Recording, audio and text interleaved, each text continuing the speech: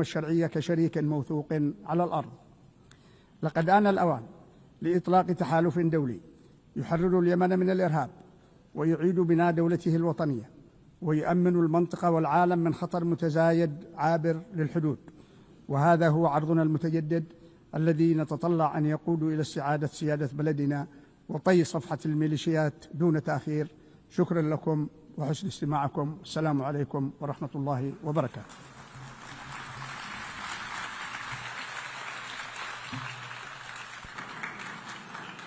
On behalf of the Assembly, I wish to thank the President of the Presidential Leadership Council of the Republic of Yemen. The Assembly will hear now an address by Her Excellency Gordana Dzidzanovska-Davkova, President of the Republic of North Macedonia. I request protocol to escort Her Excellency and invite her to address the Assembly.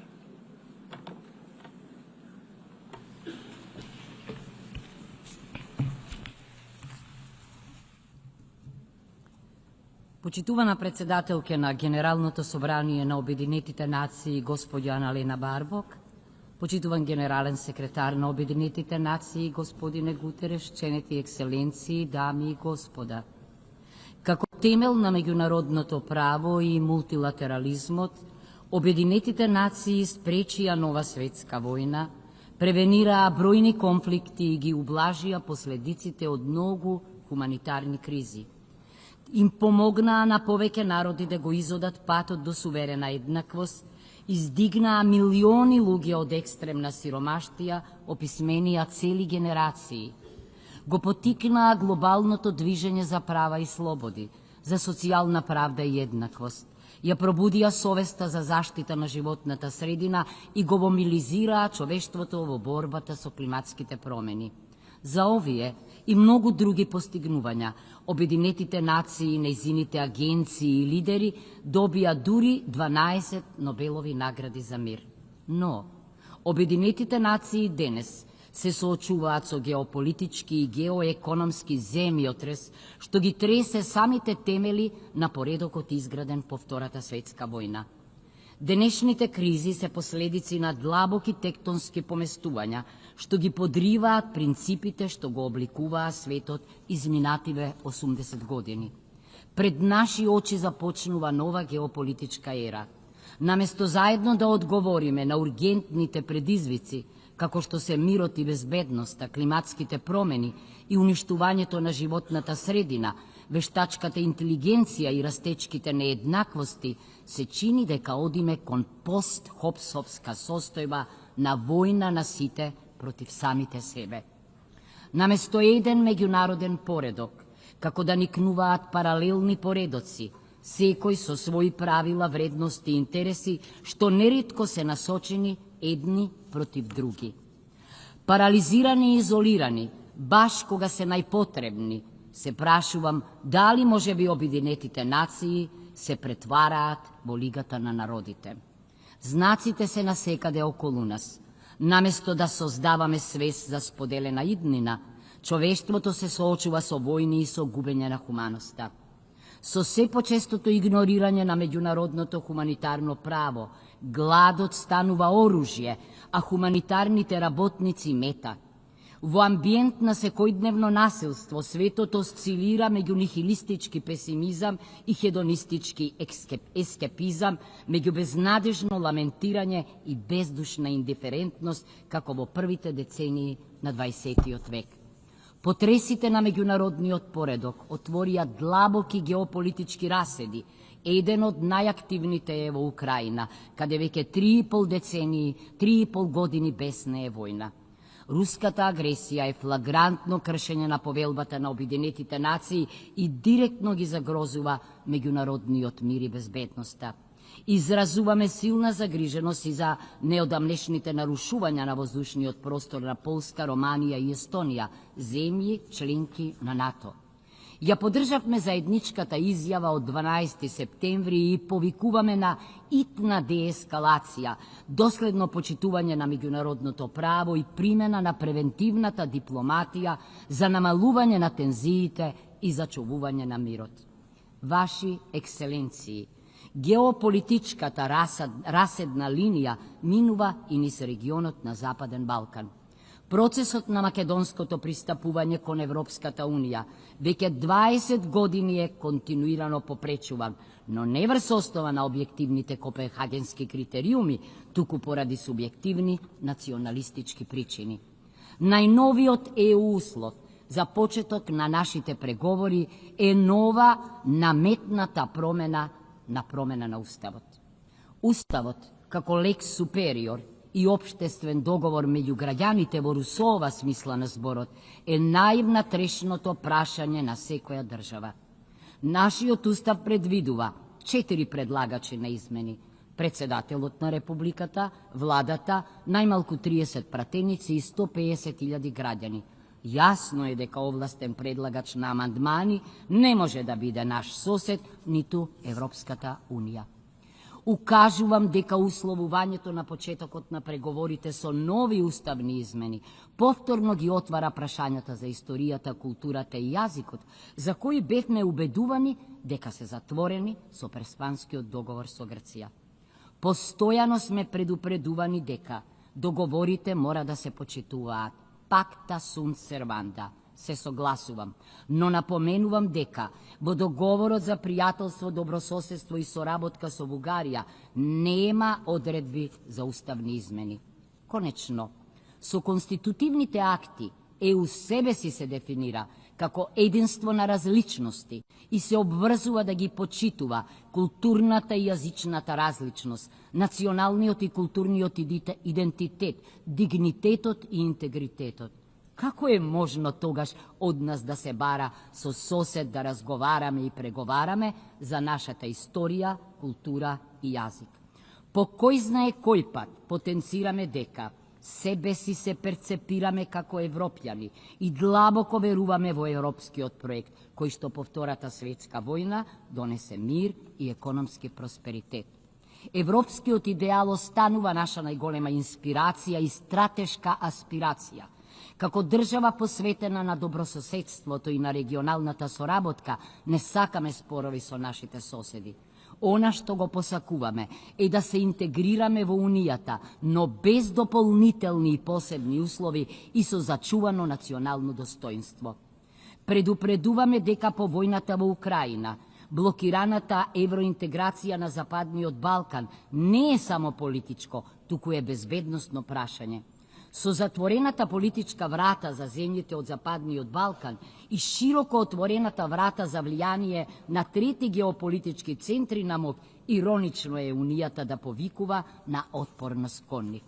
Зарем треба да се најдеме на дневниот ред на Советот за безбедност за ЕУ да го деблокира нашето проширување? Ако Европската Унија сака да биде геополитичка унија, таа не смее да го остави Западниот Балкан во геополитички вакуум. Како што укажа председателката на Европската Унија, Европската Унија мора час поскоро да го скрши оклопот на консензусот, ако сака да ја заврши реунификацијата на Европа и повторно да стане силен геополитички фактор. Почитувана председателке, ценети екселенции, на крајот не можам да не се осврнам на еден од геополитичките најтрусни региони, Блискиот Исток и Газа. Блискиот Исток има древна и богата традиција на меѓурелигиски и меѓуетнички соживот. Историјата покажа дека различноста кога се почитува може да биде извор на културно збогатување и долготраен мир.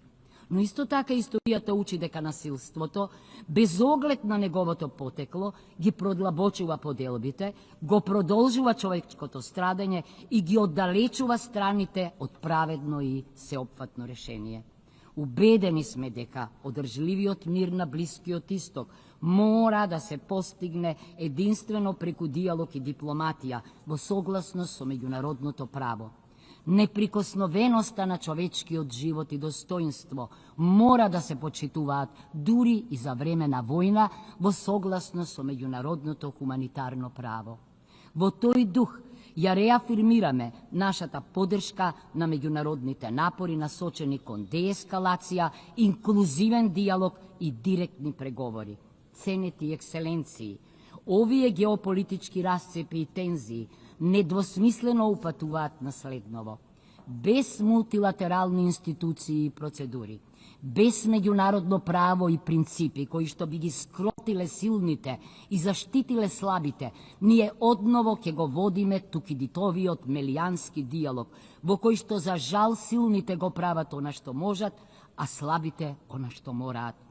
Помислете на толерирањето на бројните повреди на повелбата на Обединетите нации, што отворија пат за нови повреди. Сетете се на неимплементираните резолуции на Генералното собрание, на неспроведените пресуди и игнорираните мислења на Меѓународниот суд на правдата, на мировните напори блокирани во Советот за безбедност. Соочени со нефункционалноста на актуелниот меѓународен поредок, некои реалисти советуваат да заборавиме на меѓународните договори и конвенции како на непотребен товар и да се засолниме во регионалните блокови и сојузи. За нив, кризите најбрзо и најдобро се решаваат надвор од Обединетите нации, без мандат од Советот за безбедност. Но, одстапувањето од универзалните принципи и механизми во полза на прагматичниот опортунизам и посегањето по ад-хок мерки не турка кон неизвестна иднина на растечки геополитички и геоекономски надпревар, па дури и во конфронтација во трката за ресурси.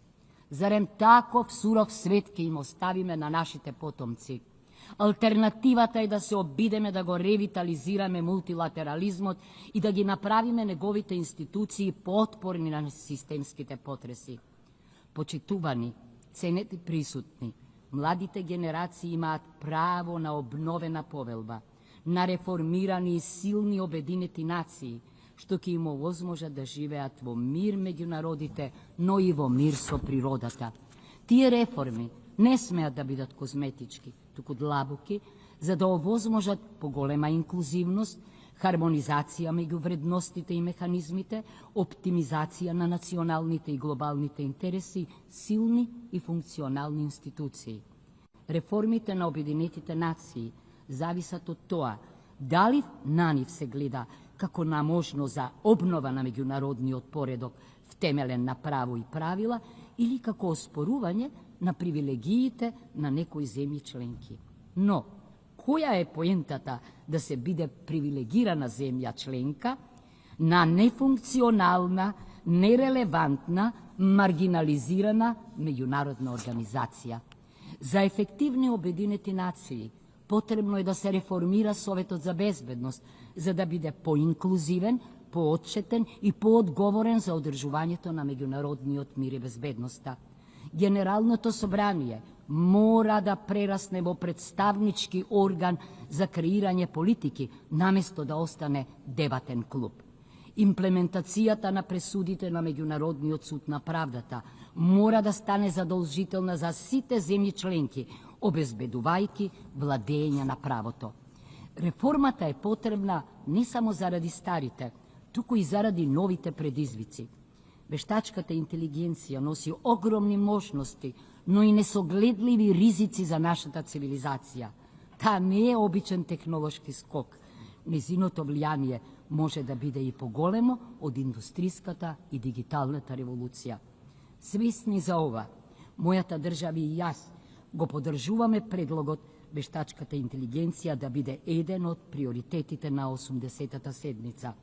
Следната година ќе бираме нов генерален секретар на Обединетите нации. Потребна ни е личност, со лидерски вештини, со богато дипломатско искуство, со способност да ги премостува разликите и да гради консенсус, но и да биде длабоко хумана и посветена на ранливите. Идниот прв дипломат на светот мора да има многу знаење, трпенија и такт. По 80 години од основањето, крајно време е за жена генерален секретар на Обединетите нации. Во свет доминиран од силни мажи, често со оружје, потребни ни се силни жени со мудрост и емпатија. Верувам дека жените, кои заедно со децата се најголемите и најбројни жртви на војните, имаат неотуѓиво право и обврска да посегнат по нивна превенција.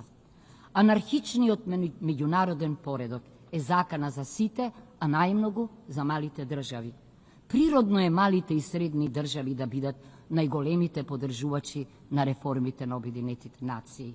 Ценети екселенции, дозволете да споделам што правиме ние на овој план. Го поддржавме усвојувањето на пактот за иднината како нов глобален општествен договор. Живеејќи во еден од климатски најранливите региони во светот, Медитеранот, македонските граѓани веќе ги чувствуваат последиците од климатската криза, како што се екстремните временски услови. Затоа на КОП-29 во Баку го поддржавме спроведувањето на Парискиот договор. Ја поддржавме обврската од Севилја за финансирање на развојот и ги интегриравме целите за одржлив развој во нашата национална развојна стратегија 2024-2044.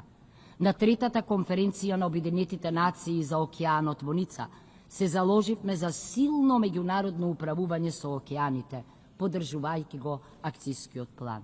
Вложуваме големи напори за промоција на женското лидерство и имплементацијата на агендите за жените, мирот и безбедноста. Ја подпишавме новата рамка за соработка со Обединетите нации 2026-2030 заради обезбедување на инклузивен, социјален и човечки развој, одржлива економија и достојна работа, отпорно и зелено општество и екосистеми, владење на правото и добро управување.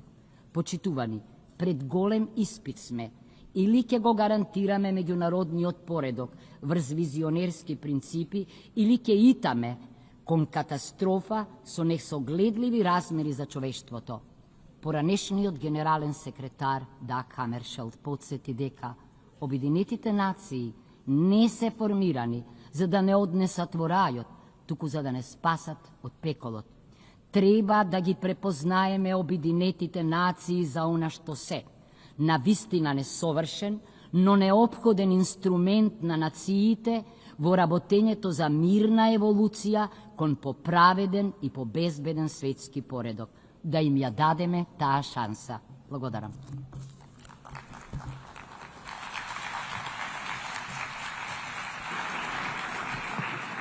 On behalf of the Assembly, I wish to thank the President of the Republic of Macedonia.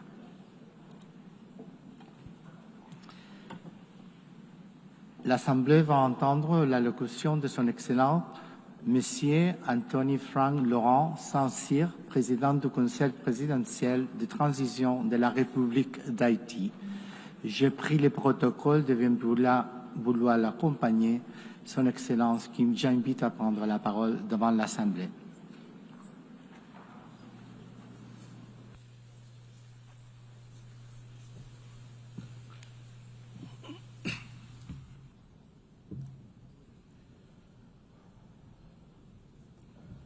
Madame la Présidente de l'Assemblée générale, Monsieur le Secrétaire général, Excellences, Mesdames, Messieurs les chefs d'État et de gouvernement, Mesdames, Messieurs les chefs de délégation, distingués délégués, c'est avec gravité et beaucoup d'espoir que je porte la voix d'Haïti et les salutations d'un peuple digne et résilient qui, malgré les épreuves, revendique pour lui-même et pour l'humanité entière trois promesses universelles: le développement, le respect de la dignité humaine et la paix. La paix qui est aujourd'hui l'urgence absolue du peuple haïtien. Au nom de ce peuple, je vous adresse, Madame la Présidente, mes plus sincères félicitations pour votre élection à la tête de... Rights honors the outstanding work carried out over the past decades. It also recalls the importance of remaining unified and resilient in the face of the unprecedented crises threatening the future of the planet, as well as international peace and security. Today, hunger is threatening millions of lives. Armed conflicts are multiplying and extreme poverty is deepening, causing forced migrations that jeopardize international stability and that put the solidarity between nations to the test. In addition to these challenges, we also are dealing with climate change, a rise of terrorism, mass atrocities, transnational crime, the erosion of human rights, and disinformation. We cannot turn a blind eye to the urgent need to strengthen our healthcare systems, to ensure a just energy transition, and to promote gender equality and youth inclusion. These issues require us, the world leaders, to shoulder our responsibility to build a UN that is better adapted to the challenges of today and the hopes of tomorrow. We must ensure that all of our actions, including technological breakthroughs such as artificial intelligence, foster peace, development, and human dignity. Ladies and gentlemen, just a 4-hour plane ride from here, a human tragedy is unfolding, one of the most devastating of our hemisphere. Every day, innocent lives are extinguished by bullets, fire, fear. Entire neighborhoods are disappearing, forcing more than 1 million people into internal exile and annihilating memories, investment, and infrastructure.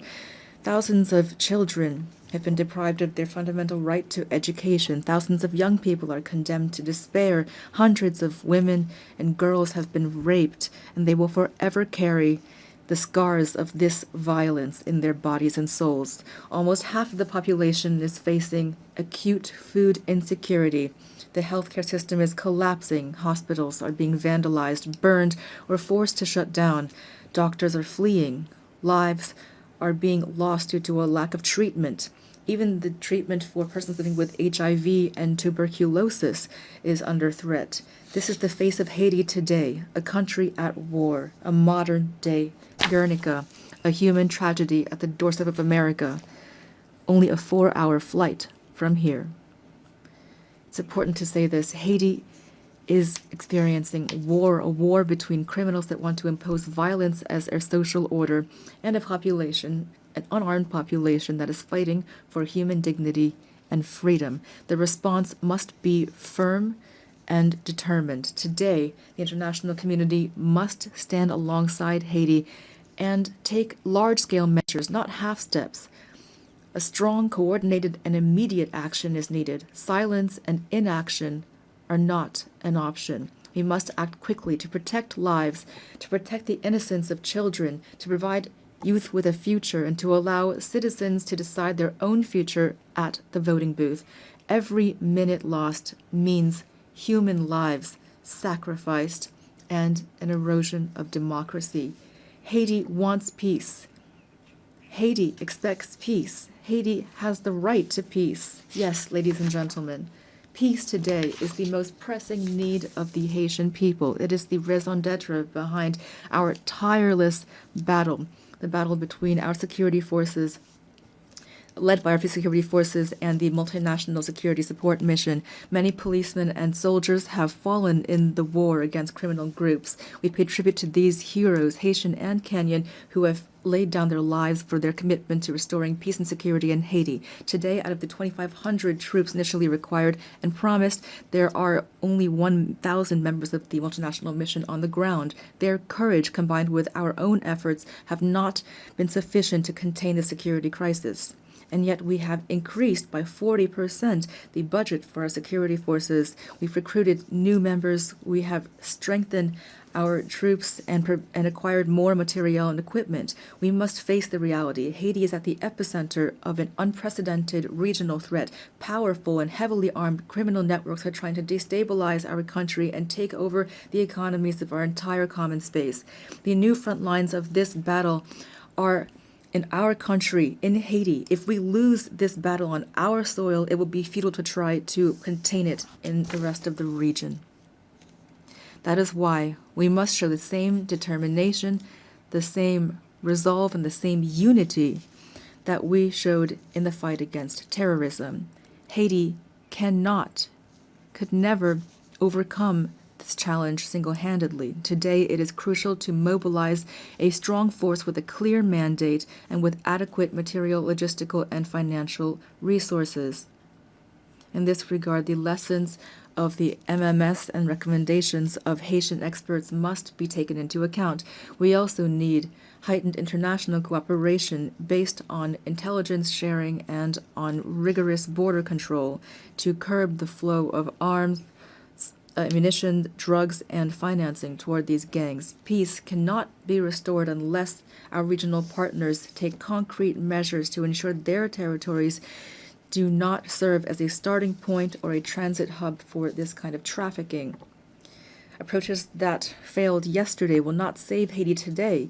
It is critical to listen to the voice of the Haitian people, to try new solutions that are stronger and more adapted to the realities on the ground.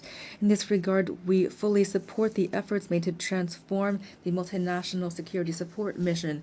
We also call for solidarity from the entire international community, especially for the commitment of members of the Security Council for a vote in favor of a resolution establishing a gang suppression force. That is why I would like to express on behalf of the Haitian people my profound gratitude to the United States and to Panama for this initiative, the implementation of which will mark a turning point in our fight against insecurity, which is suffocating our nation.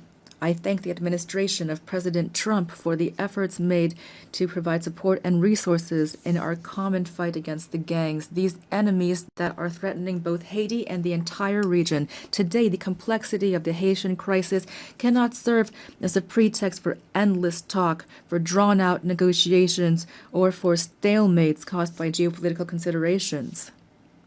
Every day that we hesitate, criminal groups benefit. We urgently need to be proactive, to transcend divisions, to act together, to promote the values that bring us together, peace and human dignity. Haiti would welcome the holding of a high-level meeting to overcome obstacles and to make tangible progress. In this regard, we welcome the countries of the region and thank them for their constant support, especially through declarations in various regional organizations, including the Organization of American States and CARICOM. We appreciate their support and advocacy with partners in the Security Council for a real solution to the security crisis in Haiti. We also pay tribute to all of those states which during previous crises stood by our side and express the hope to be able to count once again on their commitment. Together, we can and we must resolve this crisis, which has lasted for too long already. 12 million women, men, and children are expecting this of us. Ladies and gentlemen, the Presidential Transition Council was born of a political consensus that stemmed from intense negotiations between the nation's political parties. This council, establishment which was supported by various international partners and facilitated by leaders of CARICOM, has a clear agenda which centers on holding free and credible elections. I repeat, free and credible elections.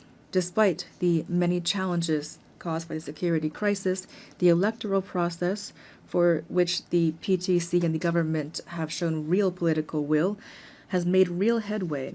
The Electoral Council, Provisional Electoral Council, has already identified more than 85% of the voting centers, mobilized more than 70% of the elections personnel, and national financing to the tune of $65 million is guaranteed.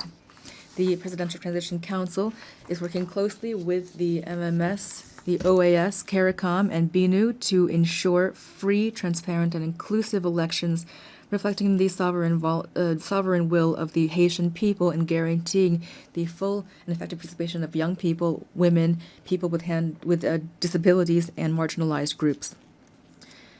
To ensure productive political cooperation, constant efforts are being made and will continue to expand dialogue with the various political parties to strengthen consensus and to prevent a power vacuum which would be fatal for democracy and stability.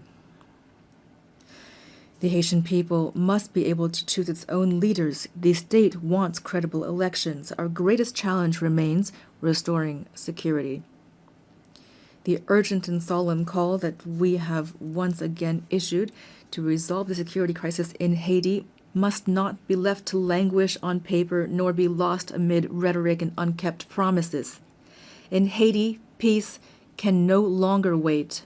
Ladies and gentlemen, the transitional period does not allow us to launch all of the major federal reforms the country needs, but the humanitarian crisis we are currently experiencing must be overcome. To this day, the Haitian state has provided 72% of emergency assistance for IDPs and is assisting families to relocate.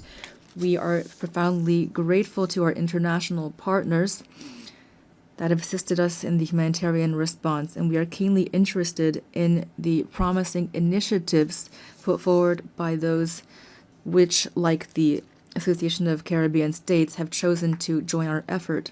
But our strategy is not limited to immediate assistance. We must move from assistance to investment. To this end, the government is determined to develop two major economic hubs, the Great North and the Great South, based on strategic sectors such as agro-industry, textiles, renewable energy, tourism, and services. Haiti will continue to count on its key partners to weather this difficult period and to relaunch its economy.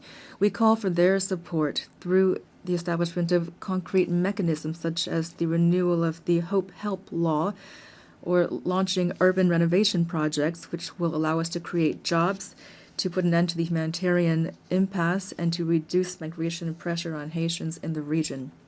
Ladies and gentlemen, 2025 marks the bicentennial of the order forcing Haiti to pay a ransom for recognizing its own independence. We call for reparations, not out of bitterness or vengefulness, but out of a desire for justice and truth. We delivered with satisfaction the statement by the French presidency recognizing the need to open spaces for dialogue and historic truth, as well as the resolution of June 5th, 2025 of the French National Assembly recognizing the injustice of this ransom. Haiti has established a National Reparations and Restitution Committee. We call for this progress to be accompanied by concrete action. France, which is the cradle of human rights, today has the opportunity to write a new chapter in its history with Haiti by honoring the ideals of freedom, equality, and fraternity that unite us. Ladies and gentlemen, I must underscore the invaluable support provided by the Haitian diaspora throughout the world, who are often living in hardship. Whether in America, in Europe, in Africa, or elsewhere, the millions of Haitians living abroad contribute to the development of Haiti. We are undergoing a multidimensional crisis, and we call for patience and understanding from our partners and friends so that our nationals are always treated with respect and dignity. Behind every migrant, there is a face, a family, a history, and a contribution to be made to their new country of residence. Haiti reaffirms its commitment to dialogue and to bilateral cooperation in the spirit of neighborliness and mutual respect to identify balanced and long-term solutions to Haiti's problems. The safe and orderly circulation of goods and of people, especially through air transport, is crucial for a shared future and common prosperity. Ladies and gentlemen, the Haiti of tomorrow deserves peace and prosperity, a future based on an independent judiciary, universal education, affordable health care for all, and an economy that provides every citizen with the same chance at success. This future also requires bold reforms, independent justice, and an end to impunity. On April 16, 2025, we enacted a decree establishing two specialized judiciary bodies, one to litigate crimes and complex financial infractions, and another to prosecute mass atrocities and sexual violence. We're making progress toward making these bodies operational. We are prepared to continue down this path. This is not the time for Haiti fatigue. The international community does not have the right to turn away from Haiti's situation. In light of this crisis, silence would not be neutrality, it would be complicity. Ladies and gentlemen, allow me to pay tribute to the Haitian people. Representing them here is the greatest honor of my life. Beyond my functions as president of the Presidential Transition Council of Haiti, I am a real, active Haitian citizen with a profound love for my homeland, a land of freedom and dignity, a land of courage and talent.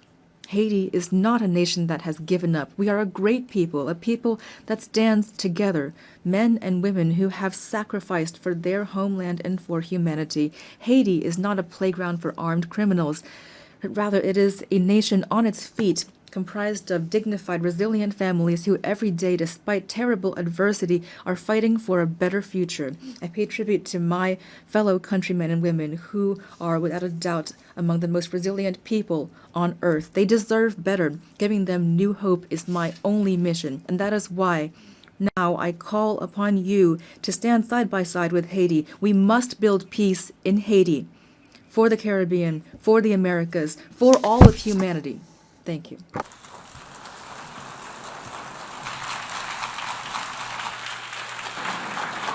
Au nom de l'Assemblée générale, je On behalf of the General Assembly, I wish to thank the President of the Presidential Council of the Transition of the Republic of Haiti. an address by His Excellency Mikhail Kabalashvili, President of Georgia. I request protocol to score His Excellency and invite him to address the Assembly. I can see it here. Yeah.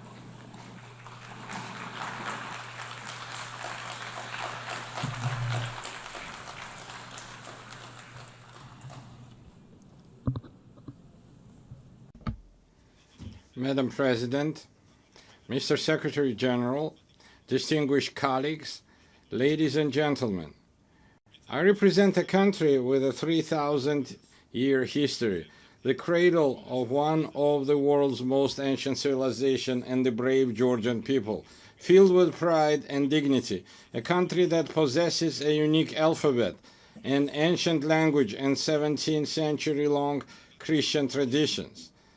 The history of Georgia is continuous chronicle of our people's struggle for survival against invaders, through which we have miraculously managed to preserve our cultural identity, traditions, and national character. Despite centuries of continuous warfare with invaders, the cultural environment in Georgia has always been distinguished by exceptional humanism, tolerance, and compassion for others.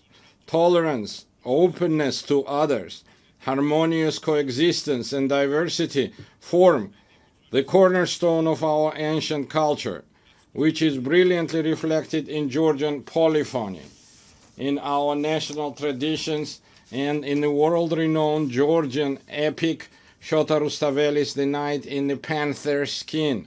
Georgia is a place where, throughout history, no human has ever been oppressed or persecuted on ethnic or religious grounds. Quite the opposite. We have always been known for our profound sense of justice. I represent the Georgian people, who know both the cost of war and the value of freedom and peace, a people who cherish their rich history and traditions, while at the same time facing with resolve the challenges that lie before our country. Amid a rapidly changing geopolitical landscape and unprecedented global challenges, such as ongoing conflicts, climate change, ideological polarization, cultural alienation, and war-driven humanitarian crisis, Georgia stands firmly as a guardian of dialogue, peace, stability, and sustainable development. Despite the many challenges surrounding us, we have managed to ensure the security of our people. The fundamental philosophy of the Georgian government remains to preserve peace, and no matter the cost, to spare our people from war. For the fourth year now, a horrific, bloody war has been raging in Ukraine, bringing catastrophic consequences and immense human suffering. Drawing on the bitter experience of the 2008 war, whose wounds have not yet healed for the Georgian people, we understand better than many the pain that Ukrainian nation endures today. Now as before, Georgia expresses its firm and unwavering support for Ukrainian people. As we deeply understand the importance of peace, Georgia contributes to the transformation of the South Caucasus and strives to turn it from a zone of conflicts into a space of dialogue among civilizations and economic prosperity. We welcome President Donald Trump's peace initiative between Armenia and Azerbaijan, as well as his efforts to bring the bloody war between Russia and Ukraine to an end soon. Georgia has always supported and actively strived to establish sustainable and long-term peace in the South Caucasus, as well as to deepen trust and cooperation amongst its neighbors. For centuries, our country has been a crossroads of civilization and a space for dialogue among diverse cultures. Today, Georgia is reclaiming its historical role. Close relations with the countries of the South Caucasus and Central Asia, existing agreements with the European Union, and the Georgia's key position in the Middle Corridor all give our country a special significance, both within the region and across the Eurasian continent. Georgia is the shortest connecting route and natural bridge between Europe and Asia, the West and the East. Thanks to our geographical location and pragmatic foreign policy, Georgia is emerging as a multidimensional and multifunctional regional hub, both in terms of trade and energy transit. Georgia makes a significant contribution to the development of the Middle Corridor strategic route and does everything to ensure that the corridor becomes the fastest, most reliable, and most stable connecting route between East and West. We are actively working with international investors, developing infrastructure and facilitating the creation of new energy transit routes, all of which ultimately enhance the connectivity between Asian and European markets. Within the framework of the Middle Corridor and its development, Georgia has launched strategically significant projects aimed at increasing the volume and intensity of rail, sea, and air transportation. Among them, the railway modernization project has already been completed, while work is actively underway on the deep sea port in Anaklia, the new international airport in Tbilisi, and the Black Sea submarine cable projects. These projects, on one hand, provide landlocked countries in Central Asia and the South Caucasus with maritime connectivity to the rest of the world. On the other hand, the projects are implementing help diversity energy routes. We are implementing help diversity energy routes, thereby significantly enhancing the energy security of Europe and South Caucasus. To promote the development of the Middle Corridor and enhance connectivity between the two largest markets, Asia and Europe, Georgia has been hosting the Tbilisi Silk Road Forum for 8 years. It is an international platform for dialogue and new opportunities, attended up to 2,000 delegates from 60 countries. Our goal is to develop constructive relations based on mutual respect and shared benefits with major economies such as the United States, China, European Union, and others. We are open to any dialogue and cooperation, but at the same time, we demand respect and fair and dignified approach. What the Georgian people will never accept is being spoken to in the language of ultimatums, blackmail, or intimidation. Georgia is a faithful adherent to the fundamental principles of values of the United Nations and a dignified, responsible member of the international community, as evidenced by the considerable efforts by the current government of Georgia to improve the protection of human rights. It is precisely thanks to the pragmatic and rational policies of the government of Georgia that we have maintained peace and economic growth, significantly improving the quality of life of our citizens. Despite numerous challenges in recent years, Georgia has demonstrated remarkable resilience to external shocks. The positive trajectory of Georgia's development is reflected in and confirmed by the international rankings and indicators of the world's most reputable organizations. Despite 20% of Georgia's territory remaining under occupation, we continue to pursue development and progress with great energy and determination. We are entrusted with the mission that our children may live in a stronger, dignified Georgia and peaceful world. And now I want to address our Abkhaz and Ossetian brothers and sisters on the other side of the occupation line.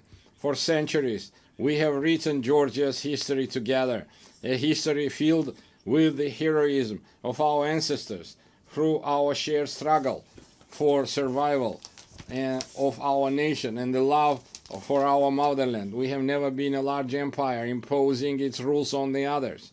We have always been a country proud of its diversity. Georgia is a place where civilizations have met, blended and balanced each other for centuries. Our culture is the very product of this complex and enduring synthesis. My Abkhaz and Ossetian brothers and sisters, our cultural code has not changed. For us, diversity is not a problem. It remains an essential formula for our existence, which is why we always meet our compatriots from the other side of the Caucasian line with open hearts and outstretched hands. It's our duty through joint efforts to overcome artificially created obstacles, rebuild broken bridges, and leave past grievances to history as a people of exceptional patience and resilience. I believe that one day we will, together with our children, we will live with our children in a united, happy, and developed Georgia, where nothing will stand in the way of our harmonious coexistence. Herewith, I would like to express my gratitude to the international community for its unwavering support of Georgia's sovereignty and territorial integrity. Georgia, like the entire world, is going through a pivotal moment in modern history. We live in a transitional era where the future of the international order remains uncertain. The United Nations must ensure our planet's transition to a peaceful, stable, and fair, multipolar international order. Georgia is responsible, as a responsible member of international community, is ready to support the United Nations in becoming the inevitable alternative to war and the principal guarantor of peace. I would like to reiterate that we are prepared and open, taking into account our national interests, to engage in dialogue with all parties on issues of global and regional significance. The current reality requires us to face difficult issues and initiate an open, pragmatic, and result-oriented dialogue. I believe that only in this way we can overcome common global challenges and unlock new opportunities for the benefit of our countries, peoples, and future generations. Thank you very much for your attention. May God bless humanity. On behalf of the Assembly, I wish to thank the President of Georgia. La Asamblea escuchará. The Assembly will now hear an address by His Excellency Luis Alberto Arce Catacora, Constitutional President of the Plurinational State of Bolivia. I request protocol to escort His Excellency and invite him to address the Assembly.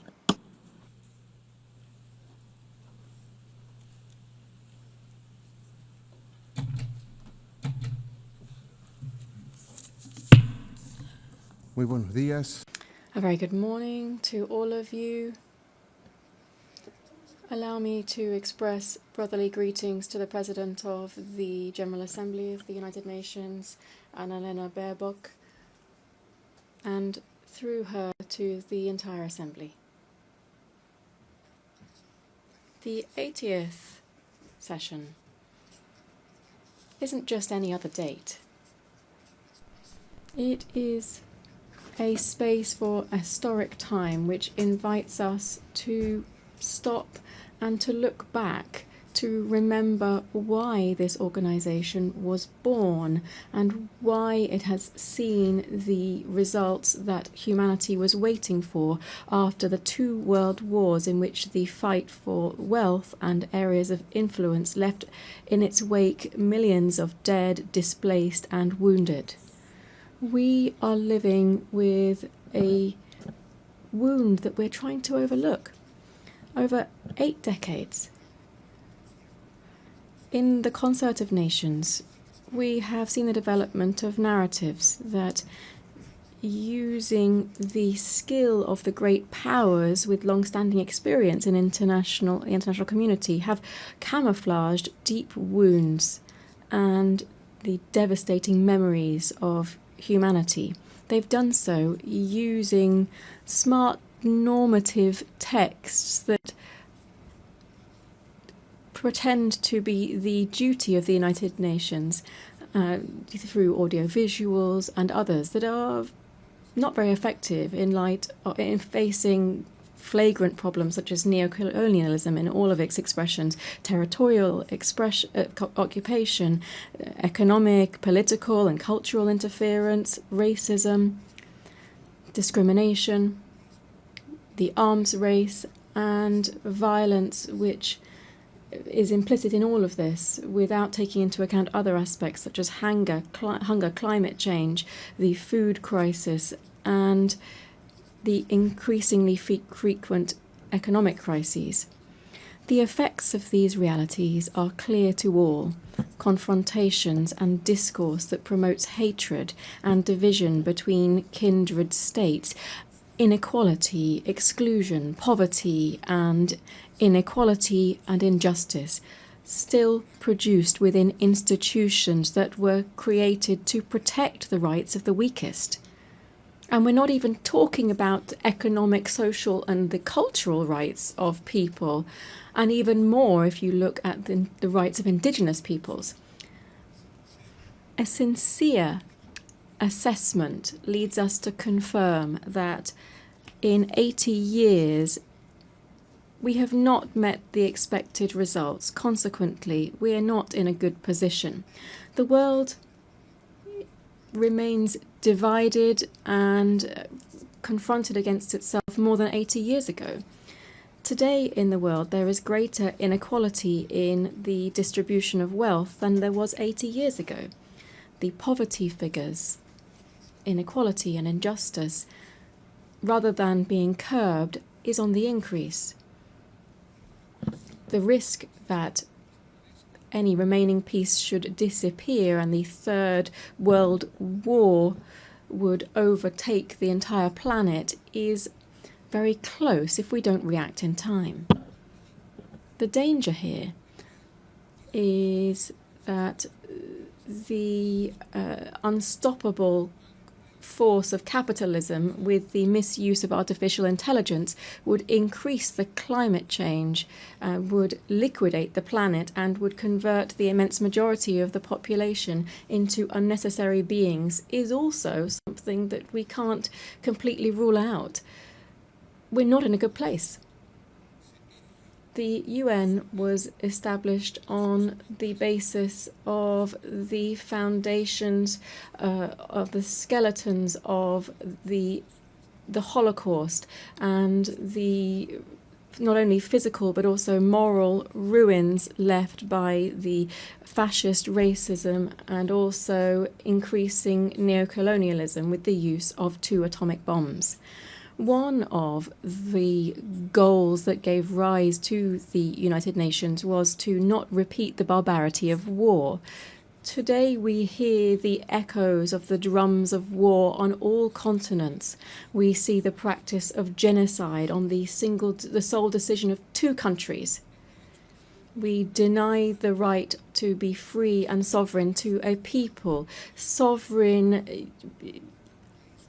Sophisticated weapons are used against a sovereign country, and increasing militarization is being promoted within a region with double standards in combating the war on drugs. And at the same time, we maintain a criminal blockade against its people and the state for the sole crime of having claimed its own independence more than 6 decades ago.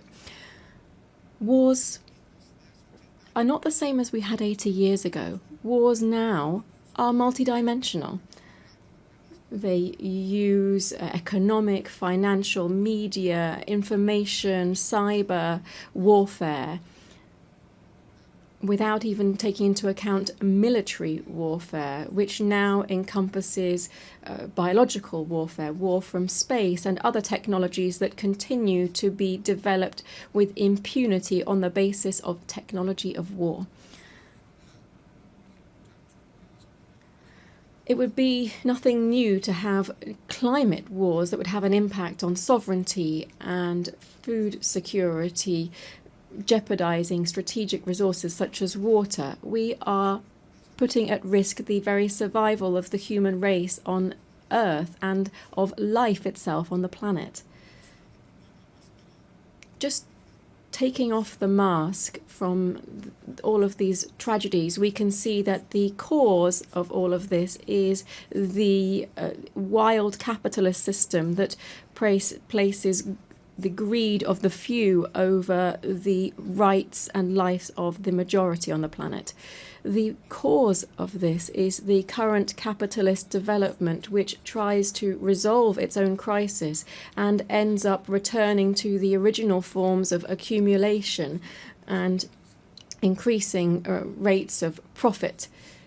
Capitalism and its imperialist face is once again using the deployment of violence, plundering natural resources from sovereign states, and with bloodletting to lead to the political and economic power and take that away from another.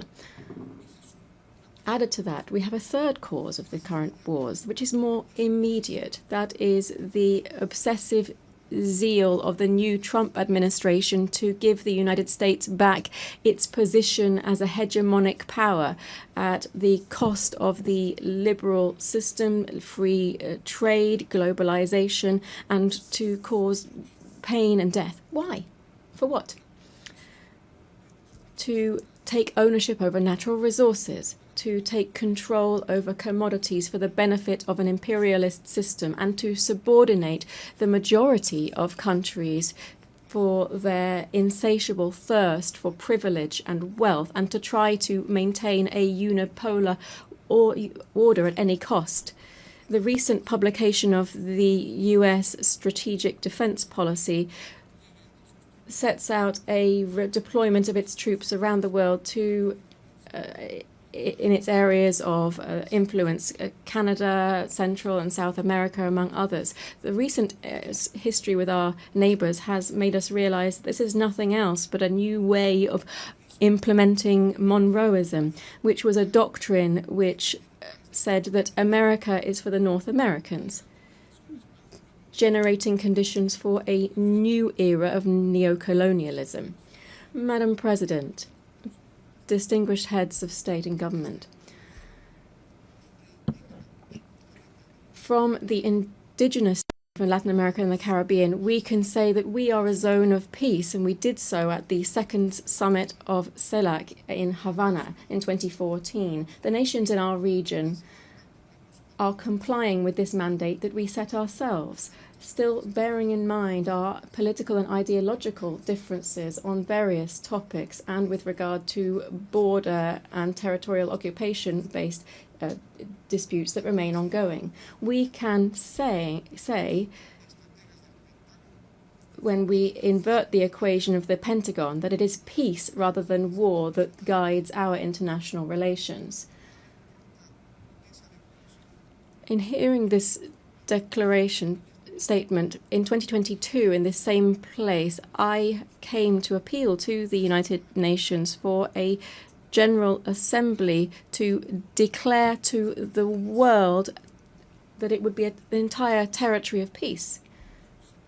And 11 years have passed since that historic declaration of CELAC, and 3 years since I made that statement in this assembly. Not only have we not declared the world as a zone of peace, rather we are facing the harsh reality of seeing how death is becoming increasingly normalized in international relations. We also feel the threat of fascism in all of its variants to try to exploit and dominate peoples at the current time. The threat of death has made is covering Latin America and the Caribbean. We are seeing a bellicose potential, which would even go so far as to use missiles, submarines, helicopters, using the pretext that this maritime space is being used against the national security of the United States, through the illegal introduction of cocaine through illegal gangs belonging to drug cartels. Beyond violations of international law, this provocative action of imperialism has two intentions. First, to intervene into our kindred Bolivarian Republic of Venezuela that since 1999 has been raising high the flags of the freedom of its people and the sovereignty of its state, and which possesses considerable natural resources, particularly in oil, which the North wishes to appropriate and claim. Secondly, to try to reconquer the Latin America and the Caribbean on the basis of it undermining liberal democracy, to impose militarization and to use other colonialist practices that we should call out. Imperialism is said to be used to combat drugs trafficking. This is a fallacy, because if this were true, it would actually be taking effect within their own country, where the demand for this type of drugs is high, and where in its origins, where we see different types of organized crime. What the United States is trying to do is to give our region the role of holding back the edification of a multipolar world and to submit it to its own interests. Added to these military actions, the images of which have been seen around the world, we see other types of devastating actions, such as those aimed at strengthening the economic blockade against Cuba. Billions of dollars are owed by the United States to the Cuban state due to these unilateral coercive measures, which are explained on the basis of rejecting the first communist revolution, which will never be destroyed. The threat of death is also afflicting the Middle East. In the Middle East, the pain of millions of families and the death of hundreds of thousands of Palestinians finds no consolation. All of this history tells us has the unconditional support of the United States, which wants to speed up the displacement of the Palestinian people as quickly as possible. Peace will be an empty world while the Palestinian people continues to face practices of genocide and does not have its own land and full sovereignty with East Jerusalem as its capital. But in this region, that's not the only thing that's happening. The fragile political and geopolitical stability is threatened by preventive attacks against the Islamic Republic of Iran and against the small nation of Yemen, very similarly to what is happening, what was done by ex-President George Bush. The threat of death is also clear in Eurasia. In Eurasia, despite the intermittent attempts to achieve a political outcome, the expansionist ambitions of NATO, which is nothing else than the military arm of concentrated capital, is trying to protract the military conflict by using Ukraine as a launch pad against the Russian Federation. The threat of death also hangs over Asia. The East China Sea, which is an area of great geostrategic and economic importance, is facing two problems that could have an impact not only on the region but also the entire world. The overcoming of the sovereignty of Taiwan by the People's Republic of China is another example of explicit neocolonialism that is encouraged by the United States, as well as the dispute on the Senkaku Islands, the sovereignty of which is disputed between Japan, Taiwan, and China. It appears that these islands are home to important hydrocarbon resources. Furthermore, the constant tension between North Korea and South Korea could not only become a problem that affects these two countries, but also the entire security of the world. Heads of state and government, I've been referring to this entire world to say that in this new imperialist intervention, we should call it what it is, neocolonialism. And what should we do? I'm asking this I'm asking this because this led to one of the most outstanding strategies of the fight for the emancipation of labor over capital. This is also the fight of life over death. I wish to propose that we firstly establish a commission for reparations following slavery, apartheid, genocide, and colonialism in the countries of the Global South. To do so, the United Nations should find a way to ensure that those designing war and death pay their billions of dollars rather into a reparations fund. I hope that this rostrum, the highest on the international stage, will also serve to be able to launch an appeal and recognize that colonialism and neocolonialism was and is an historic mistake that brings and continues to bring a social wound over the population that it victimizes. It also does this with indigenous societies that it affects in particular. Today, on behalf of the construction of a fair future, we have to condemn the devastating impact of colonialism in the past and the present. I appeal to the heads of state of CELAC and the African Union to join forces and to oppose the adverse consequences of colonialism. This commission that I've mentioned should set up effective mechanisms to restore historic justice in the following spheres: reparations, land rights, recovery of the environment destroyed through the action of the colonizers and transnational corporations, apologies for the colonial past through the restitution of cultural goods of the indigenous peoples that were taken by the colonizers during the period of expansion and genocide, the prevention of neocolonial practices, programs for the development of indigenous peoples and the preservation of their culture and identity. We should also provide compensation to people who have resisted the military occupation of their territories and those that are suffering under unilateral sanctions and economic blockades. Secondly, we should convert the UN General Assembly into a body with binding power so that it can be an effective voice for all peoples and not a space where we simply realize the will of the most powerful. We need this forum to be an ethical nucleus, a political heart, and the living spirit of a new era guided by the culture of life. We need the resolutions adopted within the UN General Assembly to not be vetoed by any superpower and to be truly complied with. This means ensuring that multilateralism is truly valid and not just a formality. We should declare the world as a zone of peace and promote demilitarization as far as possible.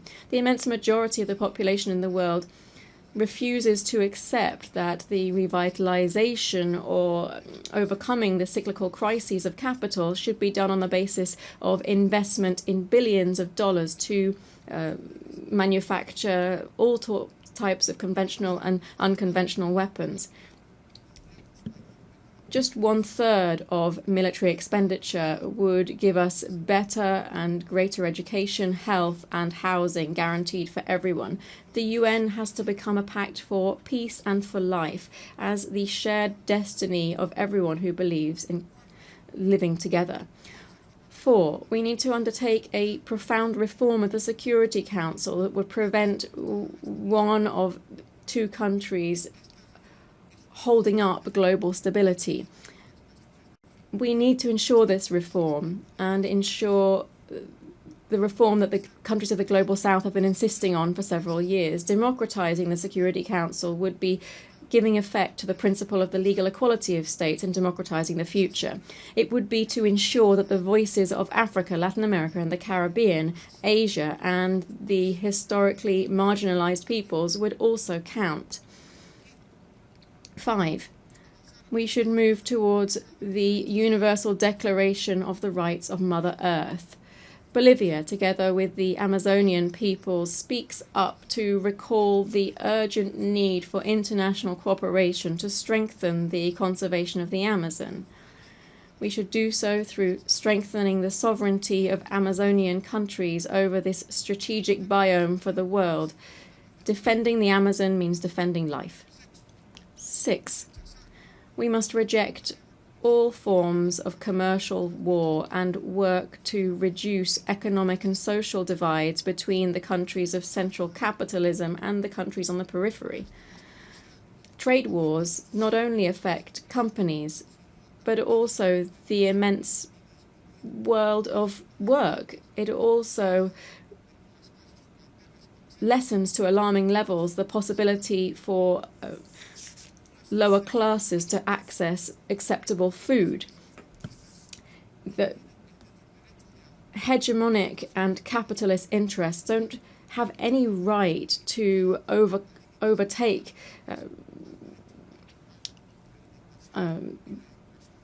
rights of trade and reduce the right to employment, food and education for the working classes. Dear guests here at the 80th session of the UN General Assembly, I'm very grateful that on this occasion of the 80th anniversary of the establishment of the United Nations, having listened to the analysis and the outlook of the plurinational state of Bolivia over critical problems facing us today, and as we look ahead to working together for peace, development and collective human rights, the Bolivian people, to whom we have guaranteed a democratic transit as that we have not seen in 28 years in our country, is looking forward to seeing the changes that we must see within the United Nations in order to guarantee global peace. Thank you very much.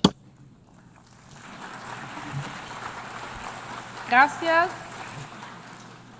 On behalf of the Assembly, I wish to thank the Constitutional President of the Plurinational State of Bolivia. The Assembly will hear an address by His Excellency Brice Clotaire Oligui Nguema, President of the Gabonese Republic, Head of State and Head of Government. I request protocol to escort His Excellency and invite him to address the Assembly.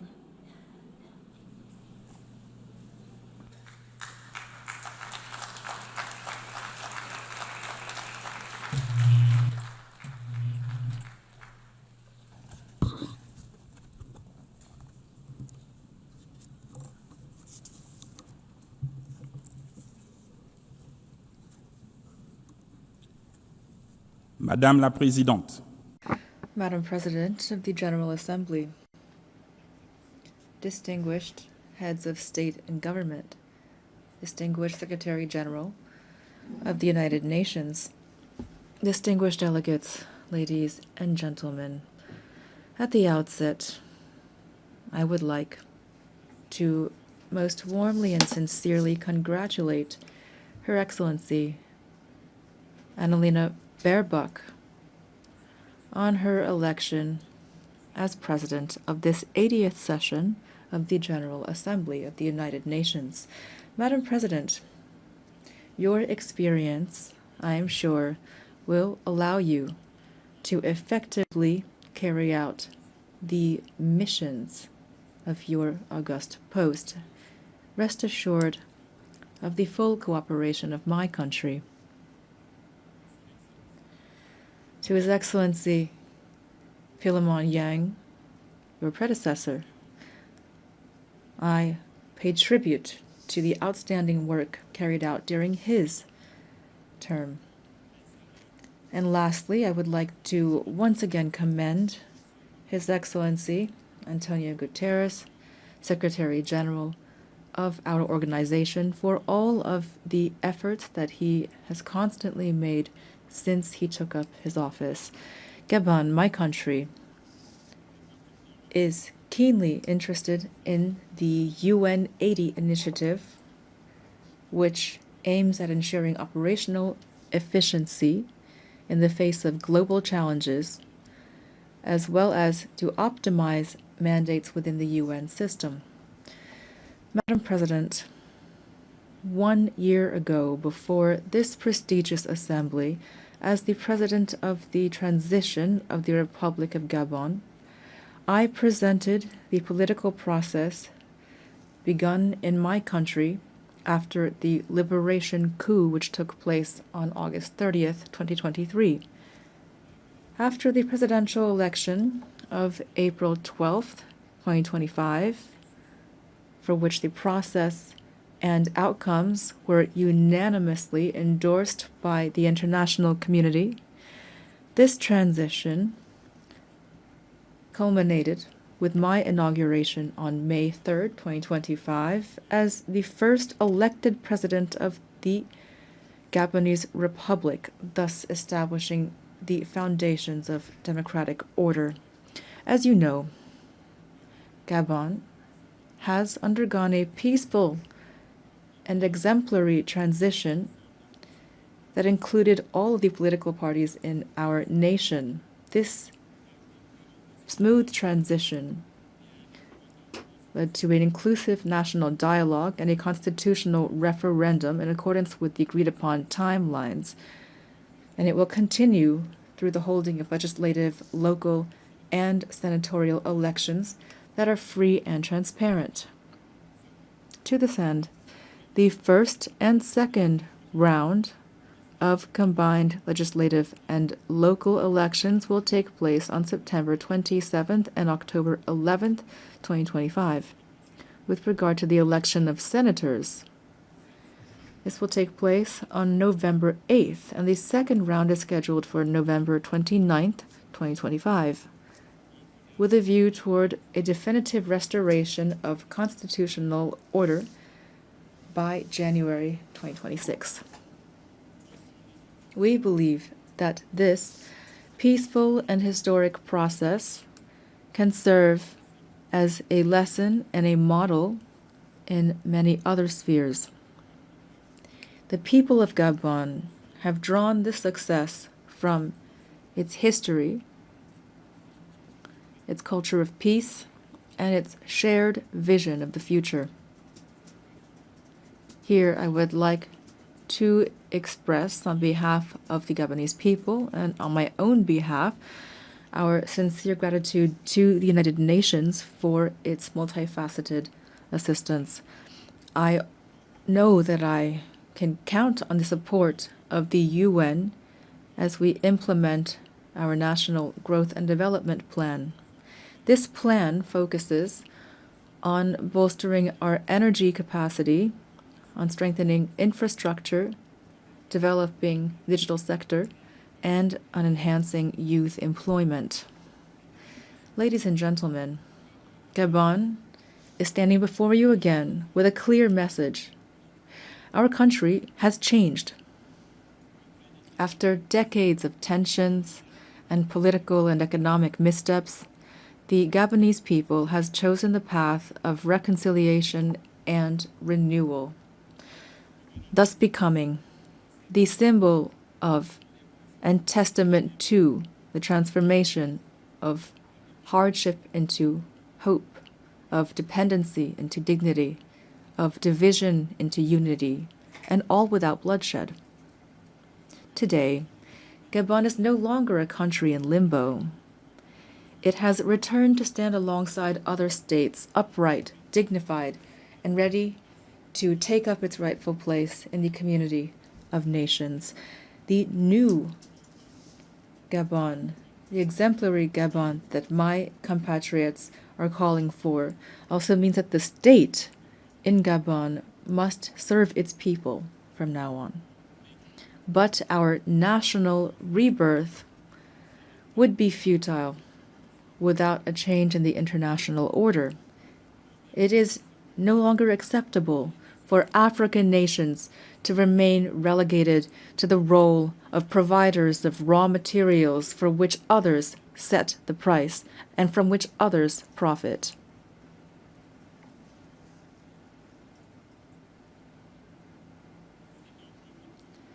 Therefore, I would like to invite public and private investors to support us through win-win partnerships. We have decided to process our resources on our territory, to create jobs at home, to develop African industries, and to interact with the world on the basis of equity, integrity, and mutual respect as we strive toward happiness.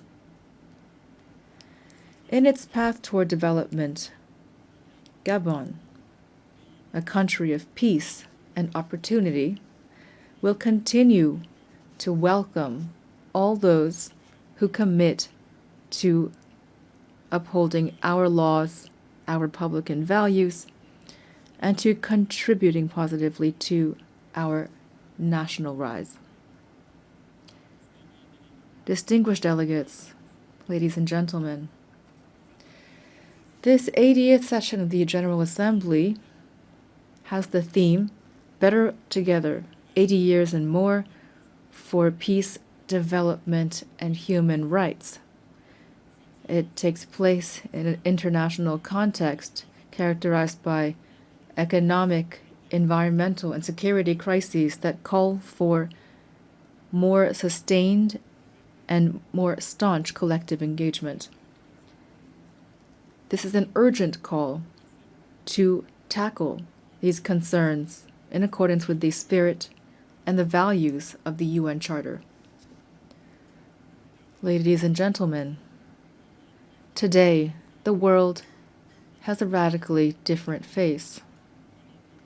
Humanity has never had so much technological prowess to ensure its well-being, and yet international peace and security have never seemed so fragile and so under threat. It is high time that peace reign on earth, and especially in Africa, which has so long suffered under conflicts that have been stoked and financed from outside the continent. Let the guns at last fall silent in the DRC, in Sudan, in the Horn of Africa, and in the Sahel. In this regard, instead of constantly stigmatizing and condemning the states of the Sahel, the international community would benefit from supporting them in their battle against the many-headed threat of terrorism. Ladies and gentlemen, on December 12, 1988, Gabon officially recognized the State of Palestine. Then, as now, we support the two-state solution, the only way, in accordance with UN resolutions, to guarantee a just and lasting peace between Israelis and Palestinians, as well as to guarantee international security. In this vein, Gabon must reaffirm its position in favor of lifting the embargo imposed on Cuba due to its negative effect on the well-being of Cuba's people. We solemnly reaffirm our full support for international efforts carried out throughout the world to achieve peace. These efforts must be centered on humans, especially women and youth. Through the Pact for the Future of 2024, the UN must continue to encourage and support the crucial action of women, stemming from the Declaration and the Beijing Declaration and Program of Action, of which we're celebrating the 30th anniversary this year. Madam President of the General Assembly, Secretary General of the United Nations, the triple planetary crisis of climate change, biodiversity loss, and pollution is an existential threat for humanity. And yet, the efforts of the international community to address these challenges remain drastically inadequate. The Treaty on Biodiversity Beyond National Jurisdictions, which we have just ratified, fills a legal gap and provides an ambitious framework for equitable and sustainable governance of biodiversity. Together, we have a real opportunity to make this treaty a true driver of transformation for present and future generations. Gabon is the guardian of part of the Congo Basin, the second largest green lung of our planet. This extraordinary heritage must not be sacrificed to financial rapacity. We call for an equitable global partnership in which the protection of our forests is accompanied by fair compensation for the ecological services these forests provide to humanity. Ladies and gentlemen, the new global order is underway. The changes taking place in our societies are inevitable and cannot be overlooked. International peace and justice can only be guaranteed by a revitalized multilateralism, in particular through Security Council reform that takes into account the African claims enshrined in the Sirte Declaration and the Eswatini Consensus, to which Gabon is firmly committed. I wish every success to our work, and I wish a happy birthday to our organization. Thank you.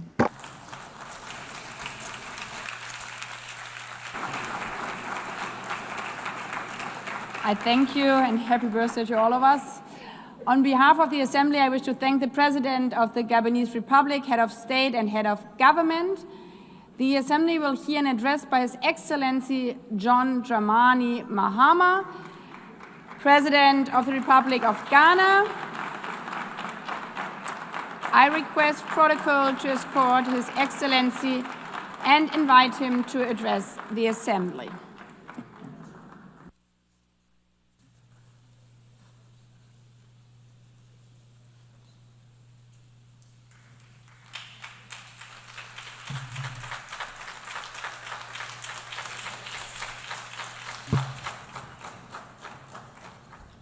Thank you, Madam President, Mr. Secretary General, Excellencies, ladies and gentlemen. At this 80th session of the United Nations General Assembly, I'd like to speak about Africa's role in the future of this organization. However, it's impossible to do that without first considering the collective role that Africa played in its founding, which was small and relatively insignificant. Of the 51 member states involved in the founding of the United Nations in 1945, only 4 were African: Egypt, Ethiopia, Liberia, and South Africa. It is important to point out that the United Nations came into being in the aftermath of World War II because of the inability of its predecessor, the League of Nations, to avert a large-scale global conflict, which had been its guiding purpose when it was founded in 1920 at the end of the First World War. Out of the 42 founding member states of the League of Nations, only 3 were African: Liberia, the Union of South Africa, and Ethiopia. Egypt was to join later in 1937. Africa's overall participation in the organization's founding was minimal and relatively unimportant. That's because before all the other talks and meetings, representatives from a group of 40 nations gathered in Berlin for a series of discussions that began in 1884 and which led to the partitioning and formal colonization of the African continent, which is also called the Scramble for Africa. It has famously been written that past is prologue. Well, in the past, the majority of the 54 nations that now comprise Africa were never offered a seat at the table where plans for a new world order were being drawn. But, Madam President, as fate would have it, the tables are turning, and Africa's role in the authorship of whatever is yet to come for this world is going to be huge, and it will be consequential. According to this organization's own projections, by the year 2050, more than 25% of the world's population is expected to come from the African continent.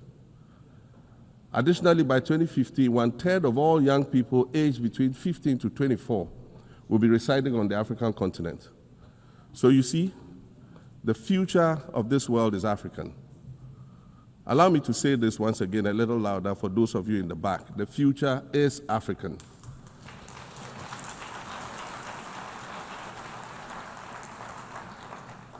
Already today, Africa is a catalyst for human potential and development, as well as for economic reform and ecological stability. Africa is a catalyst for systemic change. If this reality, which is fact-based and straightforward, seems provocative or unsettling, perhaps it's because you are viewing it through the lens of centuries of filters, colonialism and imperialism, and the resulting implicit bias. Maybe you are unaware of the resilience of African nations or their remarkable ability to make a strong comeback just when you think it's safe to count them out. That is what is happening right now in my own country, Ghana. Our constitution limits leaders to 2 4-year terms. In January, I was sworn in for a second term, which, let me point out, was non-consecutive with my first term. Our currency, the Ghana cedi, was rapidly depreciating, faced with rising inflation, a huge debt burden, and low morale amongst our citizens. My new administration settled down quickly and embarked on an ambitious program of comprehensive transformation designed to restructure Ghana's economic foundation and enhance our competitive standing globally. We refer to this process of recalibration as our reset agenda. In just 8 months, we have achieved significant reduction in inflation from 23.8% in December 2024 to 11.5% in August 2025, restoring price stability for our citizens.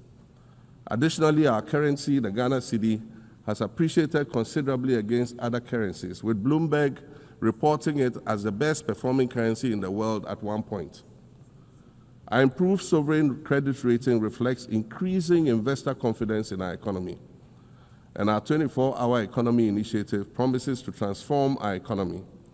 And there's a renewed willingness amongst our people to trust that their elected officials have Ghana's interests at heart and that we're progressing together. Madam President, I believe that in honor of this milestone celebration, the United Nations should also embark on a process of serious recalibration and establish its own reset agenda. Since the organization's founding, the number of UN member nations has nearly quadrupled. And quite frankly, it is not the same world that it was back then when the UN was formed. I mentioned earlier that I began my second non-consecutive term as president this past January. My first term ended in January 2017. In that span of time, 8 years, the world has changed with such ferocity. My first days in office after my return felt as though I had just awakened from a Rip Van Winkle-style sleep. Now, no, that was only after 8 years. Imagine then what it will be like after 80 years since the founding of the United Nations. In 1945, the sun had not yet set on the largest empire in history. The most common mode of international travel was by sea. The personal computer had not been invented, let alone made portable. And television, a new convenience, was still in its infancy, albeit in black and white color. Relations between the US and the Soviet Union were turning frosty, with Winston Churchill declaring that an iron curtain has descended across the European continent. Fast track 80 years on, in today's world, hundreds of thousands of commercial flights take off and land every day. Libraries have been digitized so that volumes of literature can exist on a small device, small enough to fit inside your pocket. We live in a world of cryptocurrency, artificial intelligence, social media, the internet and its dark hidden dungeon of the dark web, all of which carry a potential threat to global peace and security.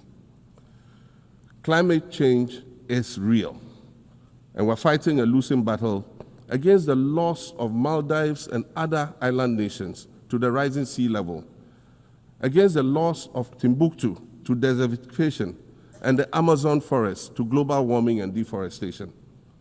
Madam President, The UN Founding Charter is outdated when it comes to representation in this august assembly. The most powerful post-World War II nations are still being rewarded with an almost totalitarian guardianship over the rest of the world.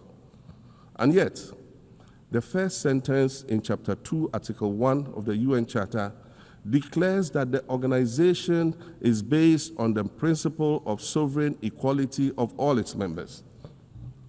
If this were true, and was the case, a continent as large as Africa, with its numerous UN member states, would have at least one permanent seat on the Security Council.